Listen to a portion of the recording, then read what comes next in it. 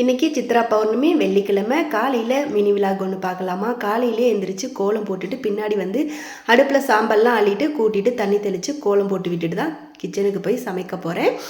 இன்றைக்கி காலையில் பூஜை எதுவும் பண்ணலை, ஈவினிங் தான் செய்ய போகிறேன். நேற்றுக்கு டைம் இல்லை பூஜை அறையெல்லாம் சுத்தம் பண்ணுறதுக்கு.